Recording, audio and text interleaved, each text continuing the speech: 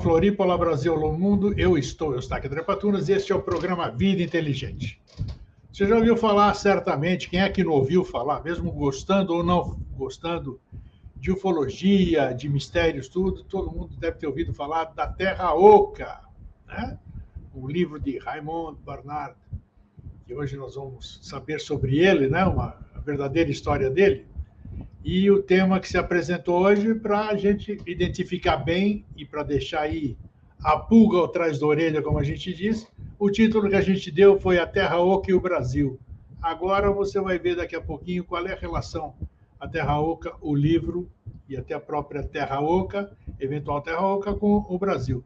Para isso eu trago um pesquisador aí incansável do insólito, que é o Sandro Potapoff. Olá, Sandro, tudo bem? Tudo bom? Bom dia para todo mundo, hein? Isso.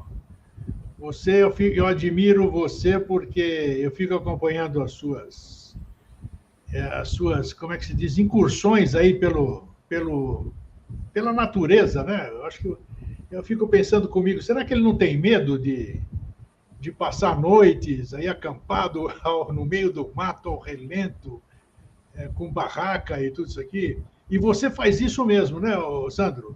Sim, eu acampo todo final de semana, E sem parar. E você vai sozinho ou vai acompanhado? Agora eu estou indo acompanhado. Sim, mas já fez isso muitas vezes sozinho, né? Fiz muitas vezes e lembrando o que eu fiz, não sei se eu faria novamente. Sério? Por quê? Por quê? O que tem? Sei lá, sozinho é complicado, tu vai nos lugares muito isolados e tal, subir montanha e tal, é complicado, né? Se Então, acontecer agora, uma coisa, tu tá sozinho ali, né? exato, foi por isso que eu fico olhando aqui, eu falo, mas esse homem é muito corajoso para fazer isso aí, né? Porque você Sim. monta tudo, você faz a tua cozinha, eu vejo ali teu campo, e você tem uma estrutura legal, então mostra que você é uma pessoa habituada com isso. Sim, Olha, sim. mas será que ele tem toda essa coragem mesmo, rapaz? E escuta, aproveitando antes da gente entrar no nosso tema, e nessas suas acampadas aí, você passou por alguma coisa insólita, algum problema? Com certeza deve ter passado. Com certeza. Eu passei num acampamento justamente que é desse tema aqui, né? Perto de uma embocadura. Vamos direto no assunto já. Tá, Passei, vamos lá. passei perrengue lá daí. Porque elas são Tá, então, protegidas, né? sim, agora tá. Onde é que você esteve? Vamos entrar, fazer uma pergunta, você mora você mora em Jaraguá ou Joinville? Jaraguá do Sul. Jaraguá do Sul, perfeito. Joinville é perto, é próximo. E a gente sabe aí que fala-se muito, você vai esclarecer, porque você visitou aí, fala-se muito, eu nunca visitei, sobre o Monte Crista, né? O Monte Crista, que é uma montanha que tem aí. Eu conheci uma pessoa, aqui em Florianópolis, que morava por aí, e o irmão dela, que tinha uma deficiência mental, mas ele era pleno, assim vamos dizer, de atividade, ele desaparecia 2, 3, 4 dias e ele ia para o Monte Crista. Ele nunca levou ninguém para onde ele ia e não se sabe se ele ia em algum lugar ou não ia, ele aparecia, mas era misterioso isso. Ele falava, dava algumas dicas de alguma coisa. Fala um pouquinho, então, do Monte Cristo. Não sei se foi aí que foi a sua experiência, o seu perrengue, mas fala um pouquinho sobre isso. O Monte Crista teve bastante relatos de UFOs lá. As pessoas veem bastante discos voadores lá. Isso. Tem também um caso importante que aconteceu na década de 80, famoso, da menina Rosa Krieger, que ela desapareceu numa embocadura no Monte Crista. Olha. O pai dela, ela trabalhava para o dono das terras lá de cima, que era da Caesar. Caesar Parafuso é dono do Quiriri lá em cima. E essa menina, ela desapareceu na frente de todo mundo que estava roçando o terreno. A princípio, eles pensaram que ela caiu numa clarabóia, né? Mas os bombeiros varreram por dias e não acharam ela até hoje. Sério mesmo? Puxa Sim. vida. Sabia. E, na verdade, assim, o foco meu é o Cantagalo, é a montanha onde o autor do livro A Terra Oca esteve. Isso. Também. Falam do Cantagalo, exatamente. São dois. Exatamente. O Monte Cristo, que é o mais divulgado, mais conhecido. Os guias levam mais pessoas para ali, não sei porquê, né? Uhum. E o Cantagalo também. Então, fala um pouquinho sobre o Cantagalo e já vamos entrar na questão do Raimundo Bernardo. O interessante é que o Cantagalo, o Monte Cristo e o Castelinho dos Bugres, um do outro está a 33 quilômetros de distância e formam um triângulo. Opa, tá. Já é interessante essa informação. Sim. O Castelinho dos Bugres é uma formação rochosa que lembra muito, para mim, é monumentos Atlantes, tá entendendo? Da época da Atlântida, ainda que sobrou. E por isso lá também tem, no Castelinho dos Bugres tem um relato que um índio num cavalo entrou dentro e sumiu também. Nesse lugar, no Castelinho, você encontrou alguma inscrição rupestre, alguma coisa nesse sentido, alguma coisa diferente? É assim, Grego, não se encontra nenhuma vestígio por evidência, porque esses lugares são muito visitados, depredados, e isso são... Infelizmente. Isso são vestígios de 10 mil anos, no mínimo, que teriam da Atlântida, né? Mesma coisa no Quiriri, por exemplo. Sim. Lá em cima não tem mais nenhum vestígio, porque todo mundo já fuçou que deu. Um relato interessante, do lado do Monte Cristo tem a Serra Queimada. É um lugar que vai pouca gente. E lá está cheio de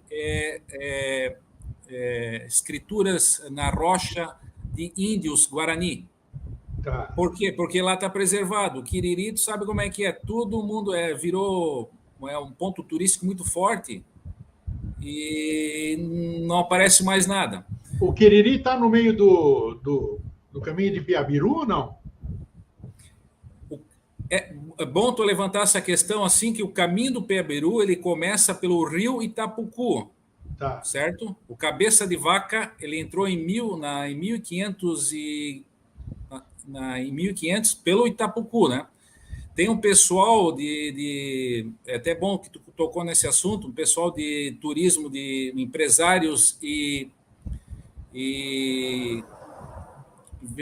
políticos que está vendendo a história que o Piabiru começa pelo Monte Cristo, mas não é verídico, tá?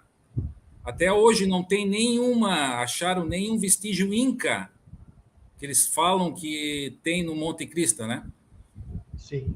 E só para uma outra observação, aquela escadaria de pedra que tem no Quiriri, que sobe para o Quiriri, certo? Em Garuva.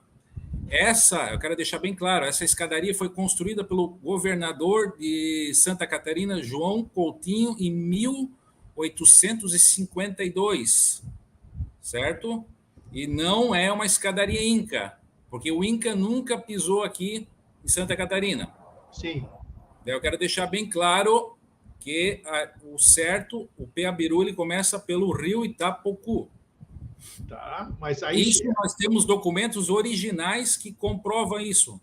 E não vendendo... Apesar do caminho de Piabiru levar até o Peru, os incas nunca percorreram ele para cá.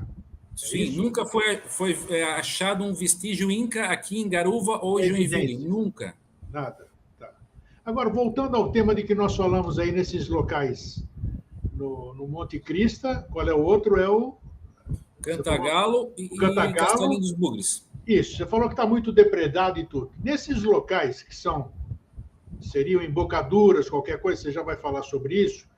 Não, em outros locais, por exemplo, Terra do Roncador, até a própria Vila Velha, no Paraná, me parece que falam de guardiões, os índios, gente que defende aquilo lá, não deixa ninguém fazer besteira, não deixa ninguém depredar.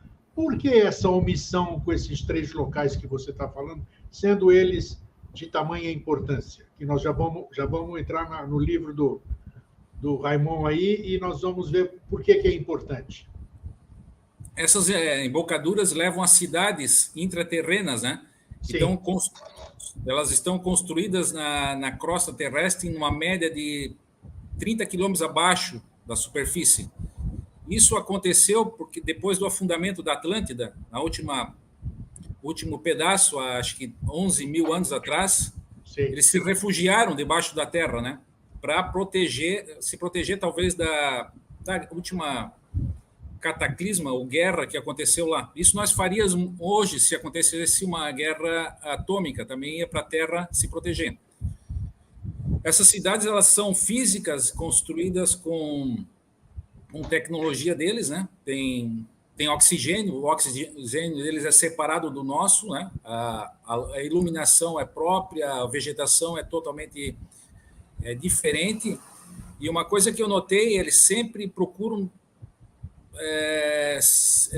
conforme os relatos que eu tenho, eles sempre dão preferência para os índios entrarem nesses lugares, porque o índio, ele é um descendente atlante, né? Mais puro do que a nossa área. Nessa sua região tem muito índio ou não? Na sua região, nesses 3 locais, tem ou não?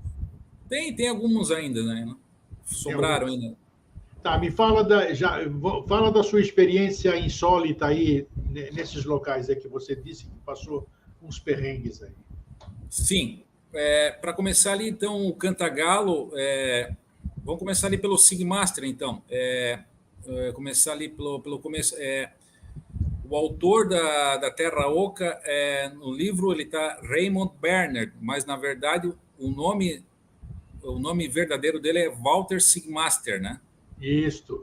Ele nasceu em 1904 em Nova York.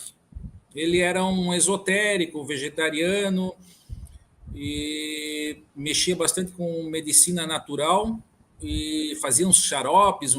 Isso na década de 40 era proibido e os Estados Unidos perseguia ele. Eu vou resumir bem rápido. Daí ele foi pulando de cidade em cidade, foi descendo para o México, Equador, fazendo sempre colônias naturalistas, né? Espirituais, vegetarianas. E, por fim, ele veio parar no Brasil. Ele gostava do tema, né? Discos voadores e essas coisas, né? Exatamente. Em 1957, ele estava em São Paulo e estava numa livraria e ele achou interessante um livro chamado Mundos Subterrâneos e os Discos Voadores. Do Runeguin, lembra? Escrito por um eubiota, né? Isso. Daí ali ele ficou muito interessado e quis conversar com o JHS. Olha, tá. No outro ano ele foi conversar, foi para São Lourenço conversar pessoalmente com o JHS. E o JHS falou para ele ir para Santa Catarina. Olha. Em Joinville, onde tem as embocaduras. Daí o seguinte, o Sigmaster, ele era rico, de família rica. Ele tinha muito dinheiro e ele comprou um terreno em Barra Velha. Só para tu ter uma noção, ele comprou em 1958, se eu não me engano, metade da Barra Velha inteira, a lagoa inteira. Puxa. E lá ele montou uma colônia espiritual e esotérica e vegetariana. E lá ele vendeu vários lotes para pessoas lá dos Estados Unidos morar aqui. Isso eu tenho até os documentos dessa colônia que ele fundou. Tenho também os registros dos terrenos que ele vendeu daqui do Brasil, de Barra Velha, para americanos. Você está escrevendo um livro sobre isso, né? Que eu estou sabendo, é isso, né? Tô. Eu quero. Nesse livro você vai colocar tudo isso aí que nós estamos conversando hoje aqui. Toda a biografia do Sigmaster, toda. E com ilustração, com tudo, os locais e todas essas coisas. Ótimo. Na verdade, o título vai ser Terra Oca 2, as explicações, que eu quero aprofundar melhor também com explicações sobre a Terra Oca, né? Boa. Então, prossiga sobre o loteamento que ele fez aí. Essas informações eu consegui todas do Sigmaster, documentos originais, porque eu conversei com o tabelião Mário Cubas. Eu conversei pessoalmente com ele, ele me forneceu esse Mário Cubas, ele era amigo do Sigmaster. Na época, ele falava, ele era de Joinville, e o Sigmaster estava em Joinville, e esse tabelião falava em inglês. Sim. E conversava com o Sigmaster e sobre os terrenos que comprou, ele passou a documentação todas. E o Sigmaster era uma pessoa muito isolada, muito não se misturava com ninguém. Ele era muito excêntrico. Então, difícil ele conversar com uma pessoa. Ele andava tudo de preto, uma túnica, uma barba bem grande, um chapéu preto. Imagina na época, em 1950, né? E ali eu consegui todas as informações e o Sigmaster ele tinha quando ele estava em Barra Velha, ele passava o conhecimento, tinha pessoas que moravam lá e o pensamento mais elevado ele tinha outro grupo. E o Sigmaster ele tinha uma equipe que andava no mato, tinha um capitão, que ele chamava Capitão X, que ele fazia as explorações. Então, ele pediu para esse capitão ir lá no Cantagalo, porque ele tinha informação do JHS. E lá, no topo, encontraram uma embocadura. Outra coisa interessante, em 1960, em Joinville, tem um relato interessante do Inca. Esse Inca era amigo do Sigmaster. Na verdade, ele era um descendente de Inca. E ele era amigo do Sigmaster. Olha só a história. Ele mandou esse relato para o Ray Palmer, editor da revista Histórias Incríveis, que era uma editora, um livro bem famoso nos Estados Unidos na década de 60. Sim. E lá tinha relatos de ufologia do mundo inteiro nessa revista. E esse Inca, ele escreveu, o Sigmaster escreveu uma carta desse Inca, descendente, e mandou para o Ray Palmer. E na carta é bem interessante, fala o seguinte, assim, que eu vou falar, esse descendente de Inca, ele estava no Rio Palmital, em Joinville, que é perto ali do Vigorelli, em frente do Cantagalo. Certo? Ele estava ali bebendo água, em 1960. Talvez é o Rio Cubatão do lado, ainda tem água doce ali. Mas faz parte ali. Daí, do outro lado da montanha, tem o Cantagalo. Lá ele diz que ele escutou um barulho do alto da montanha, tipo uma coisa chamando ele, né? Daí, o que ele fez? Ele atravessou o Rio Palmital a nado, demorou 1 hora, e atravessou mais a mata, né? Daí chegou nos pés do Cantagalo. Daí ele falou, demorei mais 2 horas e meia para chegar no topo. Justamente é o que a gente leva para chegar no topo, subindo, né? Porque o Cantagalo tem 560 metros de altitude, quase 600. Ok. Ele chegou lá em cima e achou um buraco no chão, vitrificado, né? Daí ele falou que ele pegou os cipós e amarrou e fez uma corda e desceu por 100 metros na montanha. Dentro da montanha ali ele achou um corredor trabalhado, todas as paredes, né? Andou por 2 quilômetros e chegou num guardião. Olha só. E ele foi autorizado porque ele é um descendente de Inca, descendente de Atlante, né? E daí ele teve autorização. Antes ele teve que entrar dentro de uma câmara de purificação, tipo assim, para purificar os poros do nosso oxigênio aqui, né? Para descer lá para baixo. Daí, quando desce lá para baixo, desceu e chegou numa cidade Atlante, onde o oxigênio é muito mais puro, a alimentação é melhor, e lá ele conheceu. No Cantagalo, isso. No Cantagalo. Isso é um relato. Daí ele passou para o Sigmaster, que estava em Barra Velha, né? Essa história. Ele perdeu totalmente o interesse na colônia dele e foi atrás dessa embocadura. Sim. Isso é um relato, né? Que esse relato comprova que a montanha certa é o Cantagalo. Tá, você teve alguma experiência lá? Porque você falou que você teve alguma coisa. Conta a sua experiência. Sim, eu fui na montanha, justamente nessa montanha, que é o Cantagalo, uma montanha atrás do Morro da Pedra, onde todo mundo vai, é conhecida. Atrás do Cantagalo ninguém vai. Sei. Acampamos lá em 2011, com com dois cachorros de caça em 4 pessoas e escutamos barulhos que eu nunca escutei, estranhos. Sim. De noite, os cachorros voltaram assustados para dentro da barraca porque eles viram alguma coisa lá.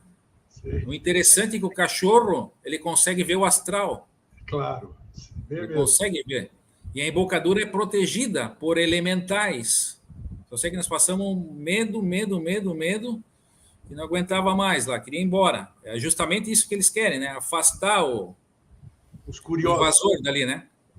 Porque ali tem as torres de observação onde está esse guardião. E ele lá, no relato do Inca, ele falou que ele tem umas telas que ele consegue ver tudo, o que está rondando e até o que está passando na cabeça do cara.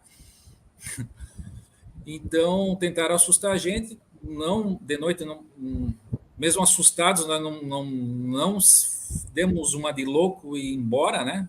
Sim. Porque é perigoso, estava muito longe da estrada, tudo, né? Se acalmar e ficar ali. Chegou uma hora de dormir, né? Depois daí, até um outro dia de manhã, até um colega meu falou assim que ele escutou o zíper da minha barraca abrindo. Eu não escutei nada. Não sei se alguém, um invasor ou alguma coisa, um guardião, sei lá, eu não escutei nada. Só que o interessante, quando eu acordei de manhã, era bem de manhã, o sol estava bonito, estava dormindo de lado, dentro da barraca, ali eu tive uma experiência. O que aconteceu? Eu estava deitado de lado, notando que o céu estava bonito, lindo, assim, e algo me pegou por trás aqui, eu me senti.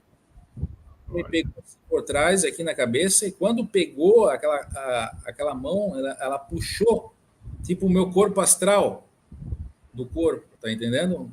Forçado. E quando aconteceu isso, o meu cérebro começou a formigar de fora para dentro, porque eu estava saindo fora do corpo.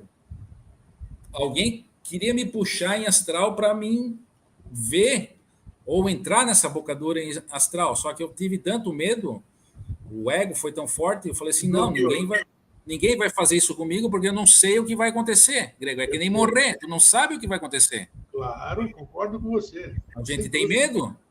Tem. Então eu falei assim, não vai me fazer nada, tá entendendo? Eu peguei, aquela pessoa daí soltou.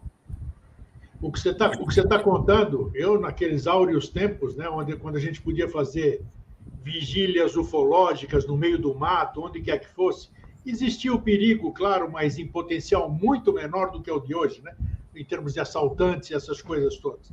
Então, quando a gente tínhamos grupos de meditação, que fazia contato telepático, marcava encontro, então a gente tinha umas regras, né, ir de branco, ver a alimentação, tudo. Só que, como você acabou de dizer, a hora que alguma nave se aproximava, não sobrava um, rapaz.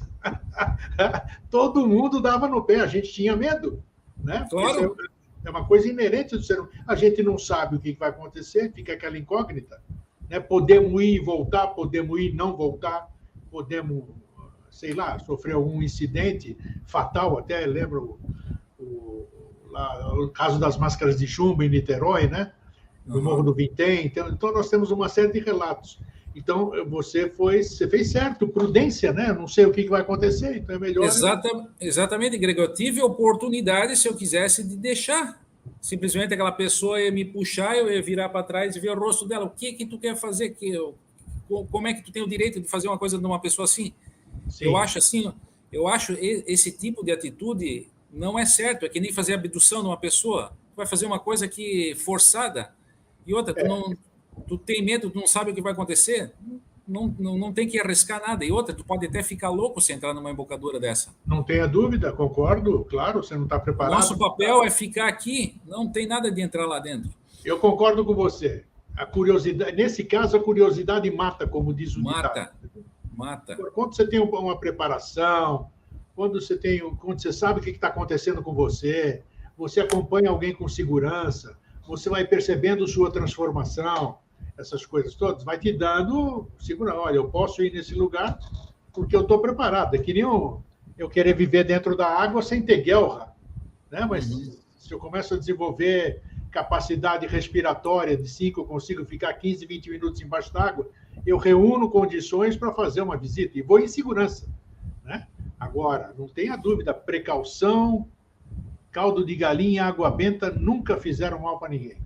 Agora, me diz uma coisa, fala a obra do Walter, como é que ele escreveu esse livro? Por que ele escreveu? Quanto tem de ficção? Quanto tem de realidade? Esse livro é uma incógnita. Acho que o que você vai escrever é uma ousadia, né? Eu considero uma ousadia. Terra Oca 2, parte 2, vamos dizer assim, né? Mas você tem elementos que eu sei que você é fuçador, você é pesquisador, você vai atrás. Então, você deve ter documentação farta para corroborar e documentar tudo aquilo que você vai falar. Fala um pouquinho do Terra Oca, do Raimundo. O que é esse livro, na verdade? É ficção? O que tem de real? As embocaduras no Brasil realmente existem? Elas estão ou não ativas? Que história é essa? O Walter Sigmaster, ele tem um interessante, ele está sepultado em Joinville. Sim. Ele morreu em 1965, eu tenho o atestado de óbito, só que ninguém está achando a sepultura dele. Olha!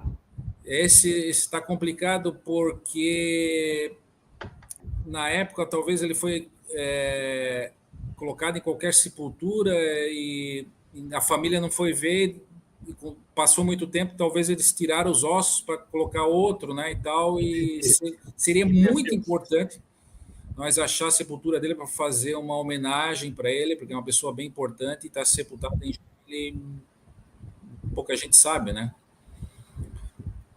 E o que tem de real nessas embocaduras são os relatos também que eu percebi que tem ali na região, né? Que eu acompanhei alguns casos ufológicos, assim, que, por exemplo, assim, teve em 2014 uma acomodação de rochas ali perto do Rio do Júlio.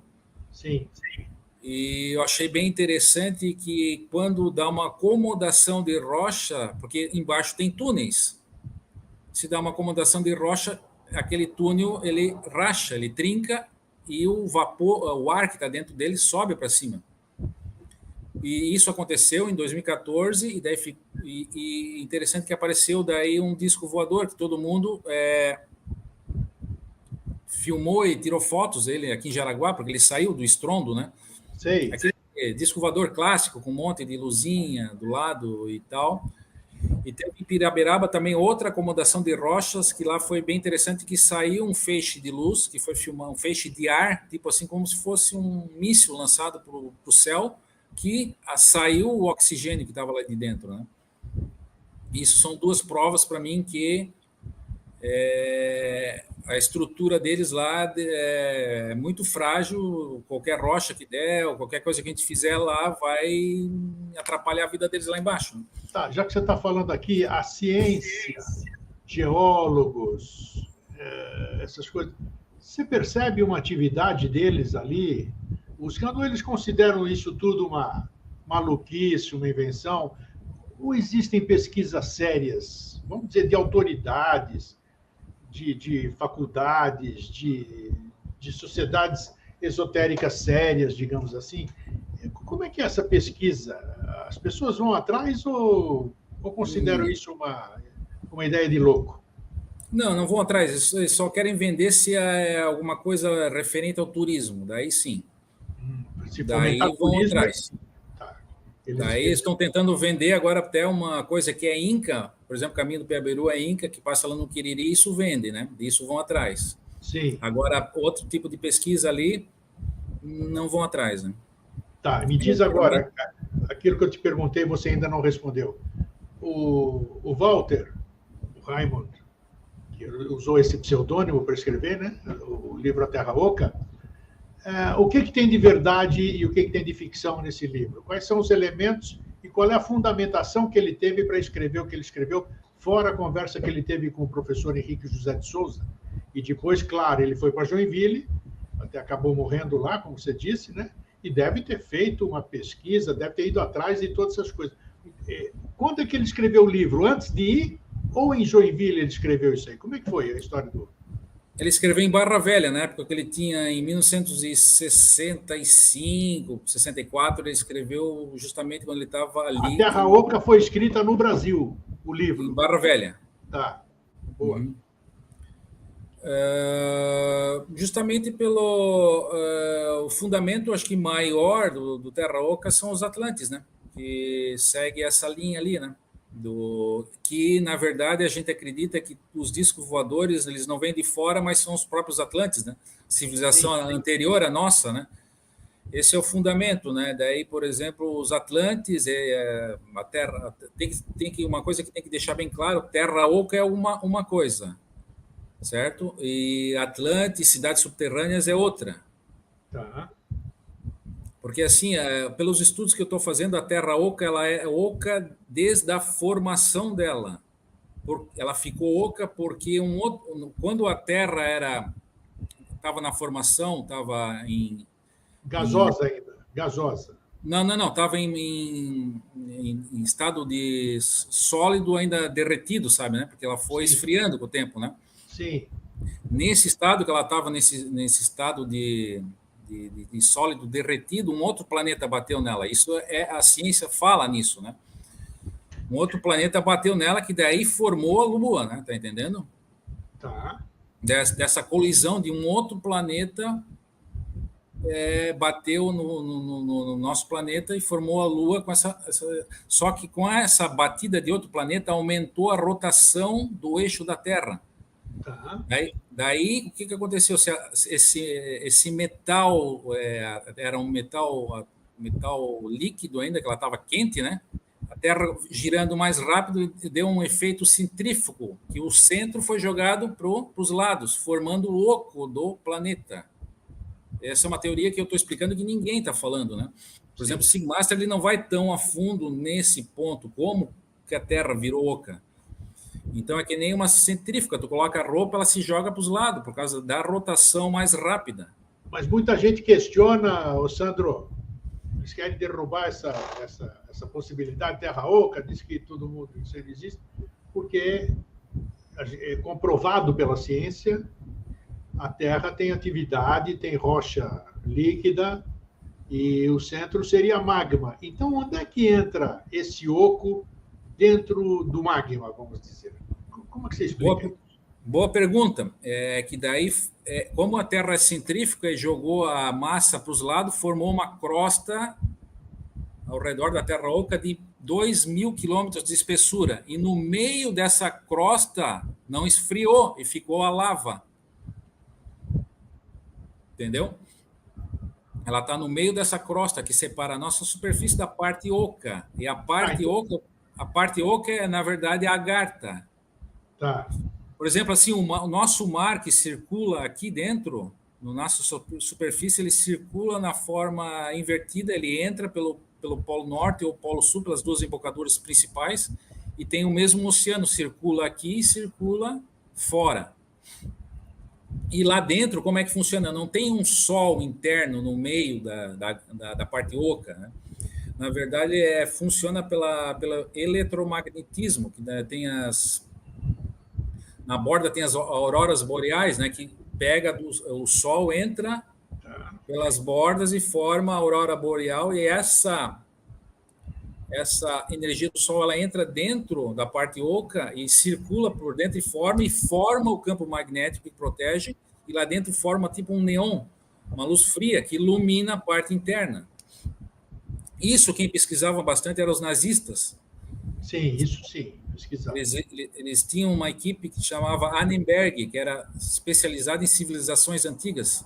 Energia, frio, essas coisas todas, né? Eles foram para o Tibete, roubaram muito documentos falando da agartha, da parte interna da Terra Oca. Eles têm muita documentação vasta de como funciona a parte interna da Terra, que é oca, né? E justamente ele entraram com submarinos na parte oca pelas embocaduras do norte e do sul, né? Isso está documentado em algum lugar, Sandro? Sim, tem várias documentação da Annenberg, que é a equipe esotérica deles. Tem muita documentação do pessoal da Rússia. Sim, a gente encontra esse material na web ou não? Se fuçar bastante, encontra. Annenberg com 2 N's ou não, para se pesquisar? Annenberg. Como? Repete aí, por favor. A-N-N-E-R Berger. Annerberger, alguma coisa assim? Isso. Tá bom, dá para a gente fuçar para ver. É um estudo alemão, então, é um estudo nazista, é isso? É uma equipe especializada nazista em civilizações antigas, principalmente Atlântida. Vamos pesquisar. Eu desconhecia esse nome, eu nunca me passou pela cabeça. Eu vou pesquisar sobre isso, saber. Porque a gente tem muita evidência do que eles faziam, eles estavam muito presentes na Antártida, né? Sim. E fazendo prospecções, eles sabiam de alguma coisa. Da onde que eles tinham essa informação, não sei. E tu sabe que é só para conhecimento bélico, e na verdade todos os nazistas pararam na NASA, né? NASA, Área 51, lá onde tem tudo embocadura, tudo ali. Esse conhecimento, na verdade, lá dentro é mais tecnologias que o nosso, então vai ser difícil a gente entrar lá dentro. Sem dúvida, né? São mistérios que dificilmente virão à tona. Você conheceu alguém? Você me disse, conheceu alguém que conheceu o Walter ou não? Você tem contato com alguém que esteve com o Walter? O Raymond Bernard? Foi aquele tabelião, né? Sim. Que era amigo. E acho que foi essa única pessoa que teve contato. Mas ele teve mais contato com pessoas, prefeitos de Joinville, bastante gente. Ele era bem conhecido também. Pelo modo excêntrico e tal, bem na cidade. Essa sua pesquisa, e você tem levado alguma coisa a público, né? Pouca coisa, né? Porque você não publica, você não está sofrendo nenhum tipo de pressão de nenhuma ordem, digamos assim, né? Não. Isso é bom. Está podendo pesquisar à vontade. Sim. Tranquilo. E o seu livro, para quando deve ser publicado? Provavelmente ano que vem. Só falta organizar mais os assuntos, né? Vai ser uma explicação mais detalhada de como é a formação da parte oca do planeta, né? Teorias, né? Porque, na verdade, a gente só tem teorias, na verdade, né? Sim. De como é que é lá dentro e tal, e uma biografia do Sigmaster, né? Falando a vida dele.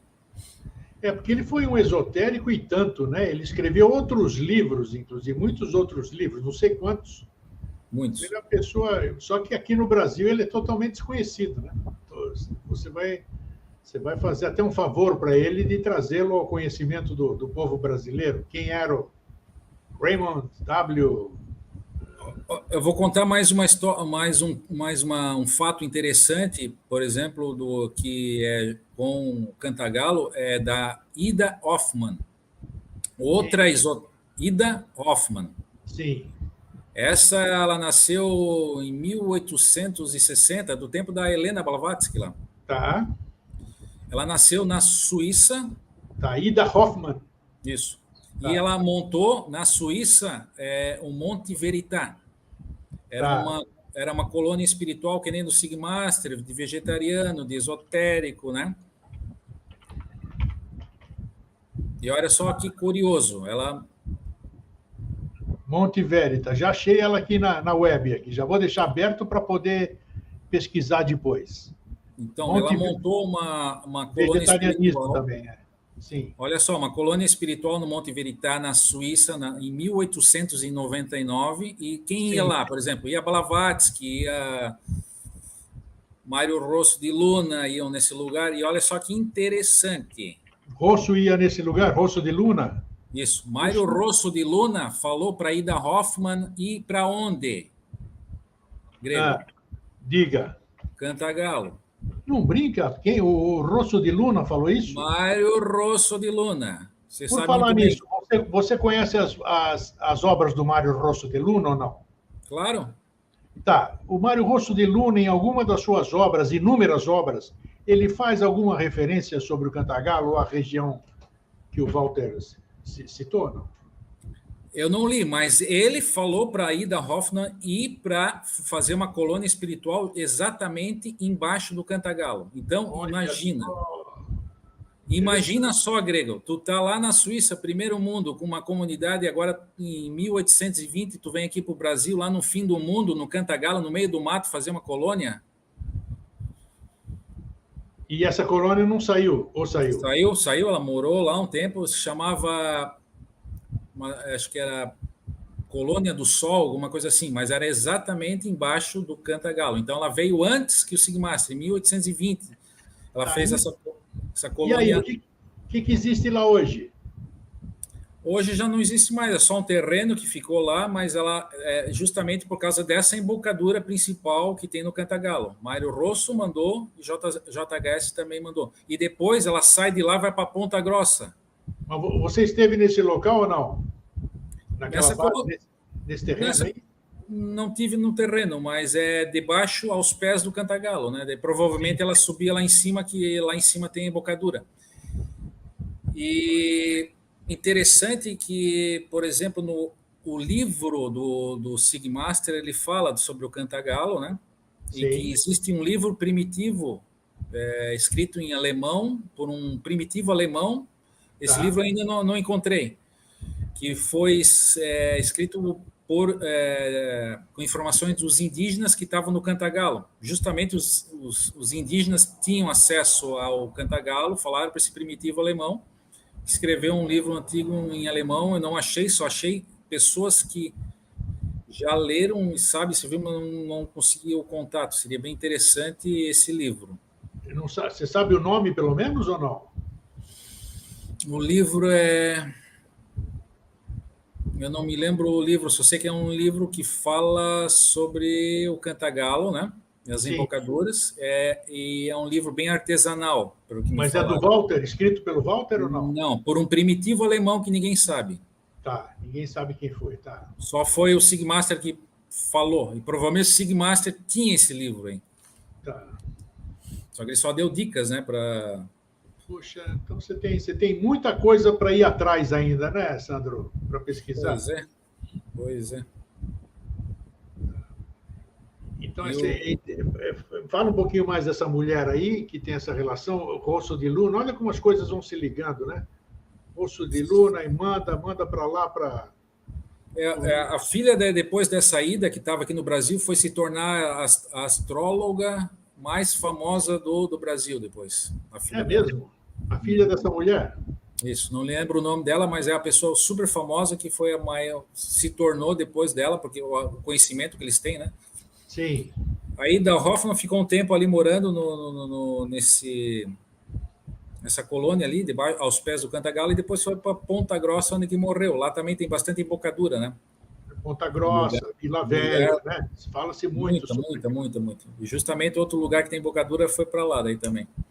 Mas eu achei interessante, né? Uma pessoa do naipe dela estar aqui, né? E com informações de, por exemplo, JHS, informações do Mário Rosso de Luna, né? Puxa vida, então, ninguém viria para essa região à toa ou sem informação. Sim, é uma embocadura ativa, né? Agora não sei se ela está ativa ainda, né? Mas com certeza deve estar, né? Quanto mais silenciosa aí, porque dizem que a gente não consegue nem acessar, quanto mais dizer que está ativa ou inativa, que não sei o que, não sei o que. Como é que a gente vai saber? O Cantagalo ele é visto muito OVNI entrando, e principalmente debaixo da água. Eles entram provavelmente pelo canal ali da Baía da Babitonga, entram nessa embocadura por baixo, né? Sim, fala-se muito, né, de OVNIs na Baía da Babitonga, né? É uma coisa interessante que hoje a gente não vê mais muito OVNI. Por quê? Porque cada um tem na mão um celular, é mais fácil hoje filmar, eles também se ligam, né? Sim. Não vão ficar dando bandeira agora, porque eles podem, com a rotação deles, ficar invisível para nós, né? E entrar ali dentro nessa embocadura ali e tal, né? É tudo muito misterioso, né? O ser humano ainda não é digno de credibilidade, digamos assim.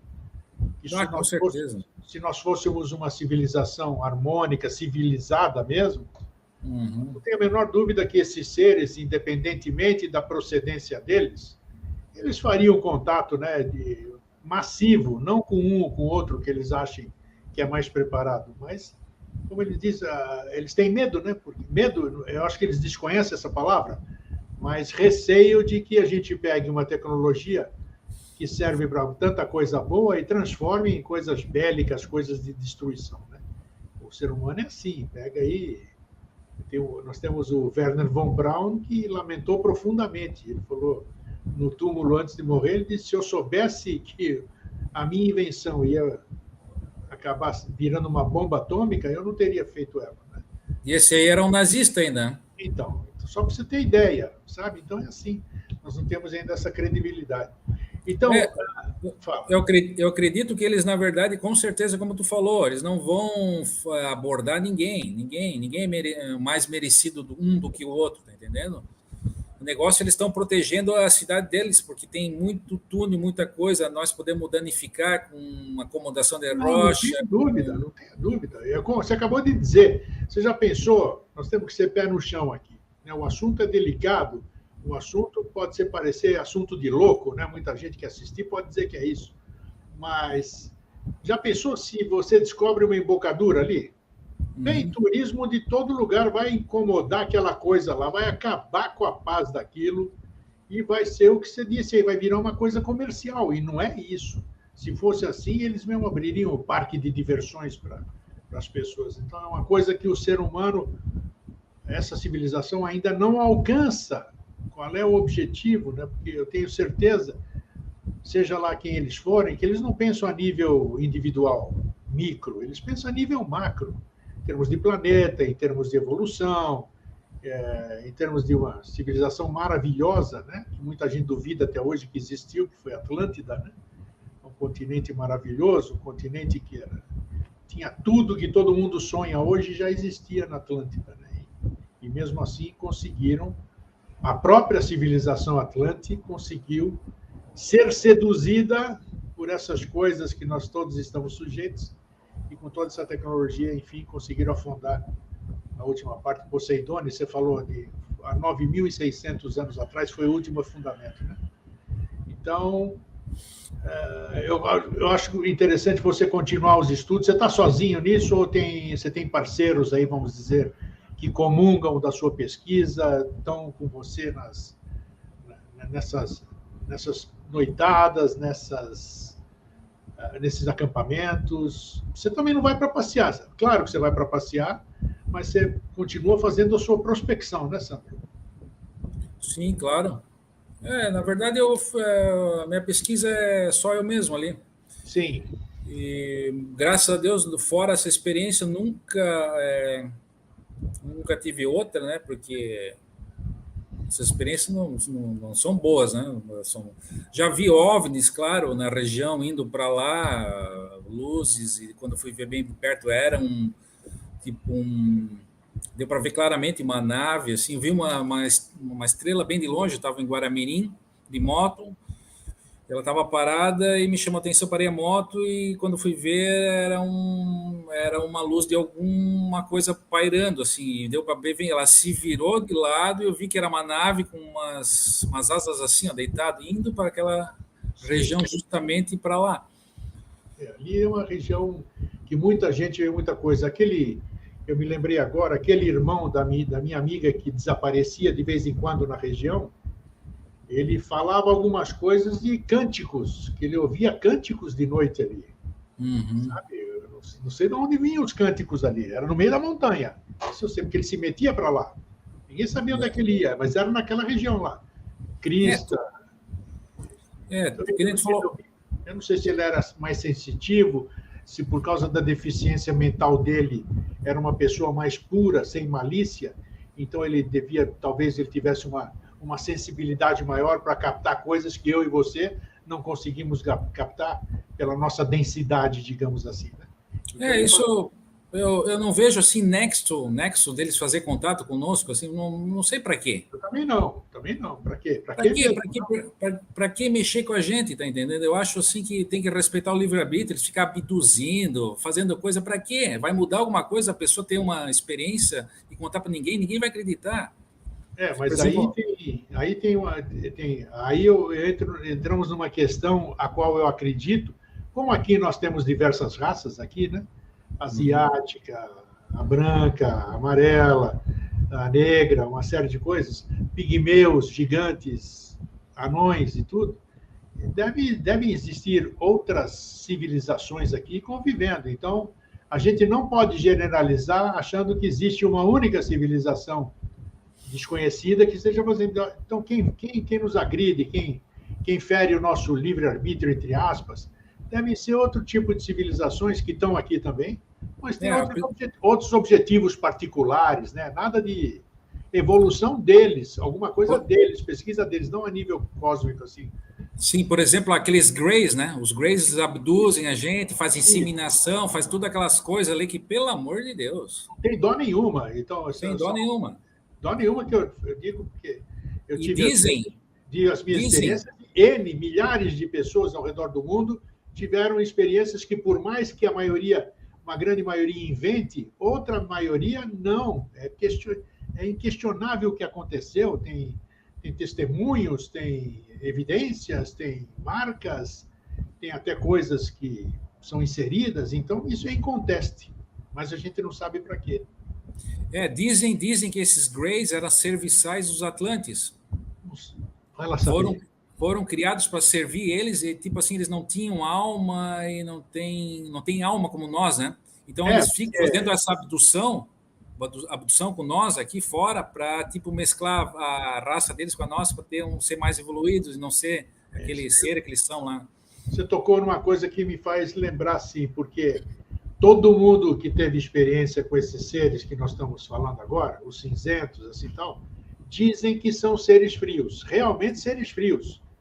Ele te mete um negócio no teu nariz, se você está gritando ou não, ele não está nem aí. Ele não está nem aí. Ou para ele não faz diferença, ele não entende o que é o seu grito, ele não sabe o que é dor. Então as pessoas foram invadidas em exames, em tirar esperma, tirar óvulo, tirar sangue, tirar dentes, aqui e tal, eles não estão nem aí. E eu não lembro, eu não sei se eu sou mais velho que você, lançaram muitos anos atrás, 20, 30 anos atrás, uma série Extraterrestres Entre Nós. Você chegou a conhecer isso aqui? Foram seis DVDs. 6 DVDs, no tempo que o DVD ainda era do rolo aqui e tal, né? E eu gravei, então tinha relatos, assim, havia simulações de seres falando e essas coisas. Muito legal, muito bem feito. Muito bem feito. Quem participou, inclusive, disso foi o Carlos Paz Wells, do Projeto Rama e tal. Mas uma coisa me marcou, que um desses seres, Greys, aparece ali e fala, né? Porque eu sei que patati, patatá, patatá. E uma das coisas que ele fala é que ele diz que gostariam de recuperar uma coisa que foi perdida e que existia à vontade no ser humano. As emoções. Olha, eu falo, eu arrepio, rapaz. Porque tem coisa mais bonita do que você ter emoção? Saber sorrir, cantar, chorar, ter prazer e tudo isso aqui. Não, eles dizem assim, e verdade ou mentira não interessa. Interessa é o que foi falado, e é profundo. Eles estão querendo recuperar as emoções. Então, dia devem tê-las tido, perderam e sabem da importância delas. Então, se já pensou um ser frio, já pensou você virar um cara frio aí, o Sandro não ri mais, não chora, não fala mais nada, é um frio, é um gelo, não deve ser muito legal? Principalmente para você, né? Para os outros, não. Vai lá, o Sandro é esquisito, vamos chamar você de esquisito, mas para você deve ser um terror se sentir assim, né? Com certeza. Por isso eles fazem isso, né? Eles mesclam conosco, né? Para recuperar. Mas, assim, uma forma que também não é certo, né? Não, mas eles não entendem, isso que eu quero dizer. Nós estamos aqui tendo uma conversa meio que hipotética, né? Mas se eles não entendem o certo e o errado, então a gente não pode julgá-los, né? Dizer assim. Ele não tem consciência disso, então ele está fazendo o trabalho dele, a ciência dele, a pesquisa dele. Ele não sabe, não tem conceito de certo ou errado. Ele está pesquisando. Para ele, no nosso conceito, ele está fazendo o certo. Ele está trabalhando para o projeto, para não sei o quê. Do nosso ponto de vista, eles estariam certos. O deles não estão nem aí. Bem, me diz outra coisa. O livro só para o ano que vem, suas pesquisas continuam. E se alguém quiser, você acha prudente de alguém que assistir aí se entusiasmar, assistir o nosso programa, a sua entrevista, você acha prudente essa pessoa ir aí para o Cantagalo, para o Monte Cristo, se aventurar sozinha? Porque eu tenho visto, inclusive, você disse há pouco, né, no começo do programa, e eu tenho visto gente oferecendo fins de semana lá, subidas não sei para onde. Existe, parece que, ou grupos ou guias especializados que estão oferecendo esse tipo de serviço, né? Me fala um pouquinho sobre isso. Se alguém se aventurar, você acha que deve contratar alguém para visitar esses locais? Por exemplo, o Monte Cristo agora já virou totalmente turístico, tu não pode ir mais sozinho, tem que ir com guia lá, né? Tá, ótimo. Tem várias taxas para pagar e não pode ir mais sozinho como a gente ia, né? Sim. E no Cantagalo ele está, a princípio, é um lugar livre, todo mundo vai. Estou falando do Morro da Pedra, que é o morro da frente. No Cantagalo é o morro de trás, que lá é fácil de se perder, não tem trilha fechada, é mais complicado, né? Tá. Então, para ninguém se aventurar lá, né? Justamente não fica na parte turística do morro, que são dois, um na frente e um atrás. O Cantagalo é o trás, na frente é o Morro da Pedra. Sim. Então não tem trilha, a trilha é bem complicado, fácil de se perder nesse morro ali, então é um lugar protegido. Tá, e o Morro da Pedra é a entrada intraterrena ou é o Cantagalo, o morro de trás ali? O morro de trás, o Cantagalo é a entrada, onde está a embocadura. Ah, tá. Justamente o morro da frente, da pedra, que parece que, por causa que tem uma pedra saliente, é ali, mas não é no outro. Tá. Você pode, por exemplo, acampar nessa parte da frente que você falou? Que todo mundo acessa? Sim, o pessoal acampa ali próximo ali. Acampa e você tem a visão do Cantagalo inteira, vamos dizer. Se eu quiser passar uma noite ali, eu vou ver o Cantagalo, não tem nada na frente para atrapalhar. Exatamente. Vai ver um morro com um monte de vegetação, não vai ver nada de mais. Né? Nada totalmente, de pedra, nada. O que pode nada de pedra, nada. O que pode acontecer durante a noite, alguns fenômenos ópticos de luzes, alguma coisa assim. Principalmente no Cantagalo vai escutar alguma coisa, os elementares ali protegendo aquele lugar, barulhos, isso aí com certeza, nós passamos por lá. Você não teve curiosidade? Você falou há pouco, eu fiquei curioso já. Você falou do relato do Inca que esteve ali, que falou que tinha uma entrada vitrificada, né? E que ele teria descido. Você nunca teve curiosidade de chegar, pelo menos, até essa entrada, fotografar essa pedra vitrificada? Não entrar, porque eu não sou louco, nem você seria louco, tenho certeza, de entrar naquilo lá. Né? Aquilo é muito difícil de achar, porque a vegetação cai em cima, fecha e não se vê nada. Não está exposto assim para você chegar lá. Está no meio da vegetação. Provavelmente está na vegetação, a vegetação já cobriu aquilo e para achar aquilo lá não vai achar mais nunca. Está entendido. Só quem sabe mesmo para chegar lá, né? Só quem, sei lá, só quem eles chamam para ir. E não tem o menor interesse de descer lá embaixo. Também não. Também não. Já estive em lugares aí que fico sabendo, respeito. Você pode me dizer, 50 metros daqui está lá uma embocadura. Então, bacana, beleza. Deixei a embocadura lá, respeito, saúdo mentalmente a embocadura e não quero nem saber. Com certeza. Se me convidarem um dia e me derem condições, como nós falamos aqui, aí eu vou. Não tem problema. Mas na louca, como curioso, de jeito nenhum. É isso aí. O que você quer para a gente encerrar, Sandro? O que você quer falar para o pessoal? O livro para o ano que vem, está preparado? Assim que o livro sair, você me comunica. A gente já ajuda a divulgar aqui, porque é o escopo do Vida Inteligente, né? As civilizações, a mudança de consciência e tudo. A história do Walter, que pouca gente conhecia. Sim. que nós vamos disponibilizar, e eu vou passar o link da biografia dele para as pessoas que nos assistirem ver. E é isso. Alguém pode te procurar, se alguém quiser, se alguém se entusiasmar ou for aventureiro ou tiver tempo aí, eu vou colocar o seu contato, né? E de repente pode te acompanhar numa dessa. Poderia ser isso, se alguém quiser. Com certeza, quanto mais informação, melhor. Se alguém souber de mais informações do que eu estou Mas comentando. eu digo isso aqui, alguém quer o Sandro, esse fim de semana você vai no Cantagalo, você vai acampar por perto? Podemos estar juntos isso aqui? Alguém pode contatar você para fazer uma incursão ou não? Eu, sinceramente, acho que eu não teria mais interesse em acampar no Cantagalo. Ah, tá. Perfeito. Não, porque eu já vi o que ocorre lá, não tenho interesse de entrar, sei que o lugar certo é lá. Agora, se outras pessoas quiserem acampar lá e ver alguma experiência, você pode orientá-las, pelo menos. Posso orientá-las lá e ficam por conta e risco, né? Perfeito, ótimo. E eu não estou afim de passar medo lá, não. Boa, boa. Não, mas é assim mesmo. Deixa para os outros ali. Tem que ser sincero mesmo, é isso aí. Tchau, vão lá, à vontade. Eu respeito e pronto. Sim. Então tá bom, Sandro. Foi um prazer ter você aqui. Você é um pesquisador nato. Eu tenho admiração pelo que você faz. Acompanho muito o seu trabalho e vou aguardar ansioso, né? Eu vou ser um dos compradores do seu livro aí. Eu quero acompanhar essa.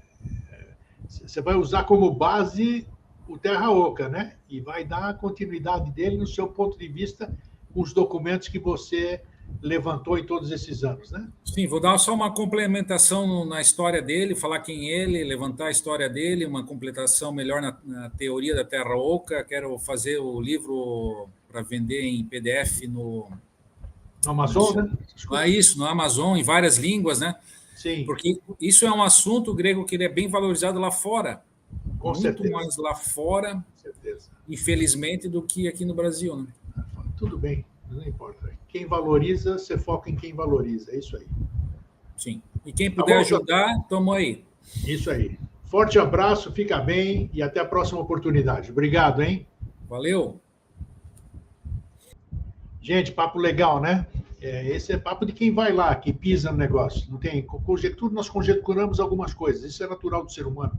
Mas o Sandro não. O Sandro vai lá, pisa, enfrenta os medos dele, assume os medos dele, tem as suas cautelas.